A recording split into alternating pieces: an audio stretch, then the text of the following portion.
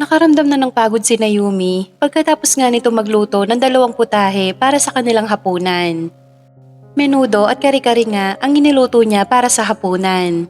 Pumasok na siya sa kwarto ni Diana upang mahiga at makapagpahinga. Hindi mo sa akin maaagaw ang anak ko, Celine! Sigaw ni Naomi habang pinag-aagawan nila si Diana. Bakit hindi? Ako ang tunay niyang mami, hindi ikaw. Kaya manahimik ka. Bitawan mo si Diana. Mami, nasasaktan po ako. Umiiyak na sambit ng paslit. Hindi ako papayag na kuhanin mo na lang basta-basta si Diana. Ako ang kinikilala niyang ina at hindi ikaw. Kaya sa akin siya sasama. Sa akin lang. Hindi siya sasama sa'yo. Sigaw ni Celine at binitawan nito si Diana para mahatak niya ang buhok ni Naomi. Kinaladkad niya ito at sinubsob sa putikan. Mami! Sigaw ng bata habang isinusubsob ni Celine si Naomi sa putikan. Huwag mo siyang tatawagin na mami dahil ako ang totoong mami mo. Uuwi na tayo sa bahay at hindi mo na makikita ang impostora na to. I hate you, Tita Celine. Hindi ikaw ang mami ko. Bad ka. Bitawan mo, Mami Yumi ko. Yan ang nababagay sa kagaya mo. Iniahon ka lang ni Franco mula sa putik. Kaya bumalik ka sa putik na pinanggalingan mo. Hampas lupa. Ngunit nakawala si Naomi at siya naman ang humatak kay Celine at isinubsob din siya nito sa putikan. Mas bagay ka dyan. Wala kang kwentang ina at wala kang kwentang kapatid. Sigaw nito at sabay tulak niya kay Celine. Dahilan ng muli nitong pagkasubsob. Walang yaka! Galit na sigaw nito at pilit tumayo pero nadulas pa rin ito at muling nasubsob. Tinatawanan naman niya si Celine kahit pa nga pareho silang puro putik. Mami? Mami? Gising! Gising po! Sunod-sunod na sigaw ng bata habang ginigising si Naomi.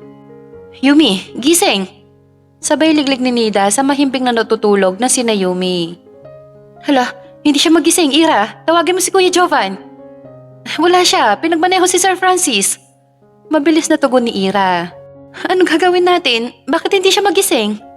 Nag-aalalang tanong ni Michelle. Hindi ko alam. Tugon ni Nida. Yumi, saad ng tatlo. Gising! Mami? Sa wakas ay naidila na ni Yumi ang mga mata. Pawis na pawis ito kahit nakatutok sa kanya ang electric fan at naka-on ang aircon. Binabangungot ka yata, Yumi. Bungad ni Nida. Mami, are you alright? Akala ko totoo na. Akala ko kinuha ka na niya sa akin. Sabay yakap niya kay Diana at paulit-ulit na hinalikan ito sa noo.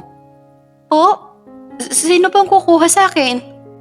Tinignan pa muna ni Naomi si Nida, Ira at Michelle bago ito sumagot kay Diana. Wala baby, may bad girl kasi na gustong kumuha sa'yo sa panaginip ko eh. Hala, bad girl po? Ayoko po sumama sa kanya, Mami. Yes baby, hindi ko hahayaan na makuha ka niya sa akin. Sa amin ng daddy mo, di ba Ate Nida, Ira, Nyaya Michelle? Oo naman, Diana. Sabay-sabay nilang tugon. Sino ba kasi yung bad girl na sinasabi mong yan, Madam Yumi? Tanong ni Nida. Hayaan na natin. Thank you nga pala sa paggising sa akin ha. Narinig ko na ginigising niyo ko eh. Si Nida talaga nakapansin sa'yo eh. Ani ni Ira. Magwawali sana siya dito sa kwarto ni Diana. Ayun, tinawag niya kami. Thank you Nida. Sabi ko na eh, kahit mataray ka sa akin, alam ko mabait ka tsaka concern ka sa akin. Che, thank you. Thank you ka dyan. May bayad yun no? Bayad? Ano namang kabayaran nun? Ipagluto mo kami ng masarap na sotanghon, bukas para sa merienda. Ay wow, gusto ko rin yan. Oo nga Naomi, magluto ka nun. Ani ni Michelle. Sige ba, yun lang pala eh. Uy bro, nandito ka pa pala. Mukhang titig na titig ka dyan ah. Sino ba yan? Tanong sa kanya ng kaibigang si Noah. Nasa resort ang mga ito ngayon. Ah, wala, si Diana lang. Parang 2 tao eh. Nahagip ng cute kong mga mata. Wala yon, cook lang namin. Cook? So may kapalit na pala si Aling Marta? 1 buwan na siya sa amin, si Naomi. Ah, so Naomi pala ang name ng bago niyong cook? Yes. Baka pwedeng makita. Okay, here. Sabay abot ni Franco ng cellphone sa kaibigan. Namalikmata pa ako, akala ko si Celine. Sabi mo Naomi ang pangalan nito, di ba? Oo. Akala ko, ako lang nakapansin na magkahawig sila ni Celine. So, pati pala ikaw? Tanong ni Noah. Baka naman magkapatid sila ni Celine or magpinsan. Hindi ah. Hindi sila magkaano-ano. Kung sa bagay, marami naman nagkakahawig sa mundo ni hindi naman magkakapatid. Gaya ko, kahawig ko sa Alden Richard na may konting Coco Martin pero di ko naman sila kamag-anak. Ay, yabang talaga. Balik tayo sa'yo, hindi mo ba nagugustuhan yung kuko nyo? Kasi kitang-kita ko kanina na naka-smile ka pa habang pinagmamasdan yan. Kunwari ka pang si Diana lang. To be honest, I like her. Naks, anak ng pagong. Pumapag-ibig ka na ulit? Doon pa sa kamukha ng ex mong si Celine? O baka naman nakikita mo lang si Celine sa kanya kaya mo siya nagugustuhan? Of course not. Gusto ko siya, hindi dahil kahawig niya si Celine. Gusto ko siya kasi gusto ko yung katangian niya. Basta, ibang-iba si Yumi kay Celine. Talaga naman tinamaan ka na sa kuko na yan ah. Sobra Noah. Alam mo yung feeling na bigla ka nalang sumasaya kapag nakikita mo siya? I feel you bro. Bakit hindi mo ligawan?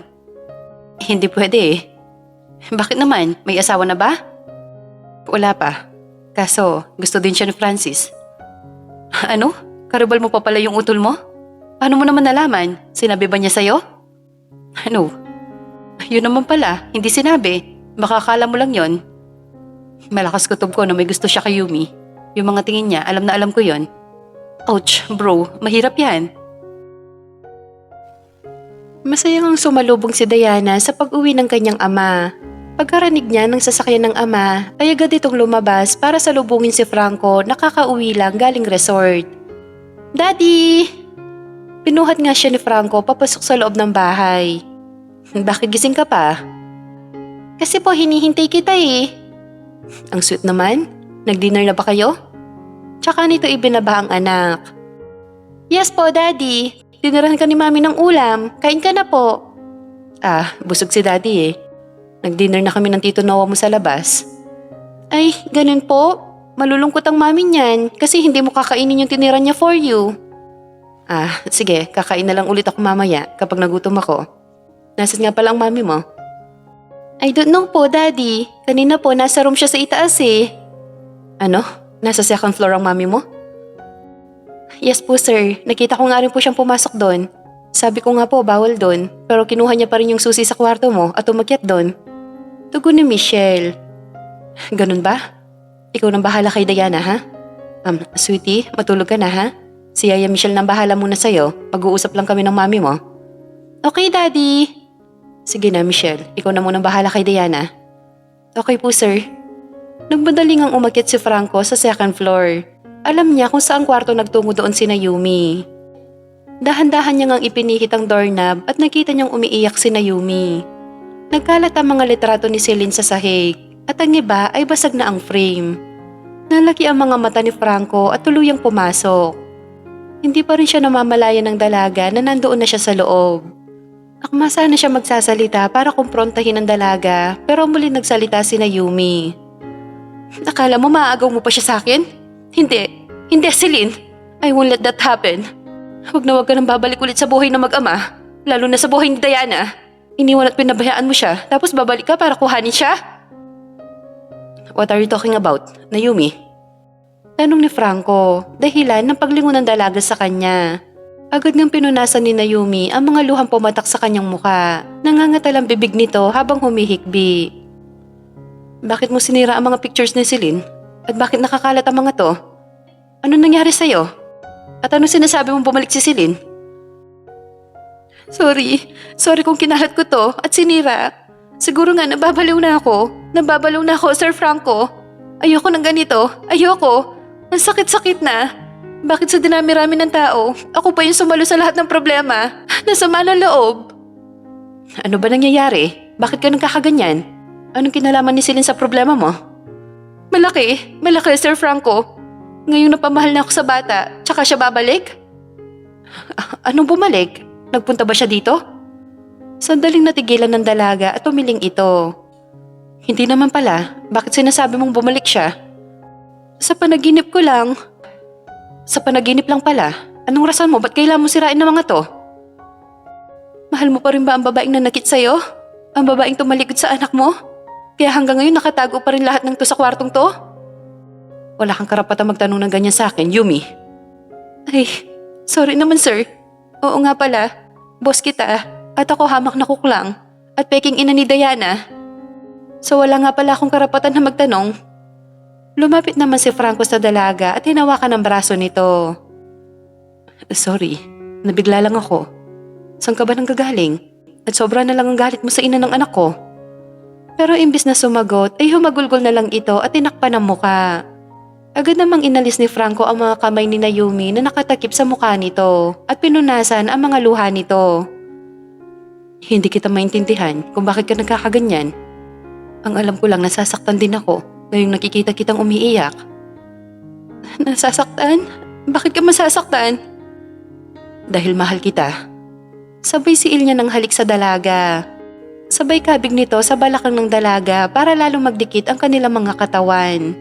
Nakapikit lamang si Naomi habang patuloy ang paghalik at pag-angkin ni Franco sa kanyang mga labi.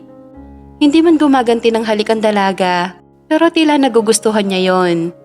Hinahayaan lamang niya ang paghalik ni Franco sa kanya, hanggang sa pareho na nagiinit ang kanilang katawan.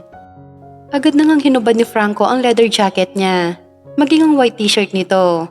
Kasabay nito ang pagbuhat niya kay Naomi at inihiga sa kama. Walang imik na nakatitig lamang ang dalaga sa mga mata ng kanyang amo. Kasabay nito ay pumatong siya kay Naomi at muling siniil ng halik ang dalaga.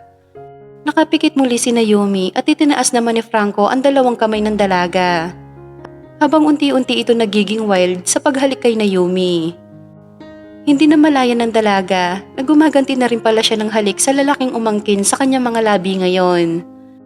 Para silang bagong kasal na sabik sa isa't isa. Binitawan ni Franco ang isang kamay ni Naomi at nag-umpisang lumikot ang kamay nito. Pagkahawak nga niya sa hinaharap ng dalaga ay malakas siyang hinawi nito. Dahilan ng paghihiwalay ng kanilang mga labi na ikinalaglag ni Franco sa kama. Nakaangat pa rin ang mga damit ng dalaga at agad itong bumangon para makatakas sa lalaking gustong angkinin ang kanyang katawan. Mabilis niyang tinungo ang pintuan ng silid na yon palabas. Bumangon nga rin si Franco mula sa pagkalaglag at dinampot nito ang kanyang t-shirt na nasa sahig. Nag-apura siyang isuot yon at sinundan ng dalagang mabilis na bumaba ng hagdan. Yumi, sandali! Saad nito habang mabilis na bumababa ng hagdan, pero tila bingi ang dalaga at nagpatuloy sa pagbaba. Tumakbo nga ito sa dati niyang kwarto at tinilak yon. Yumi, I'm sorry, mag-usap tayo. Hindi ko sinasadya. Sorry. Nagsusumamong wika nito. Umalis ka na, iwanan mo ako. Sigaw nito mula sa loob. Please, Naomi. Umalis ka na, or else ako ang aalis. Hindi na nga kumibo ang binatang ama at iniwan na nga niya ang kwartong yun ni Naomi. Naglagang balikat nitong nagtungo sa kanyang silid at nagpatibuwal sa kama. Nakatitig lamang ito sa kisame ng kanyang kwarto habang rumirehistro sa kanyang isip ang nangyari kanina. Bumangon nga siya at nagtungo sa CR at tinanggal ang pang-itaas nito maging ang kanyang pantalon. Tanging boxer short na lang ang natitira sa kanyang saplot. Binuksan niya ang shower at itinapat ang kanyang ulo. Kasabay nun ang kanyang pagpikit at dinama ang bawat pagpatak ng tubig na yon sa kanyang katawan.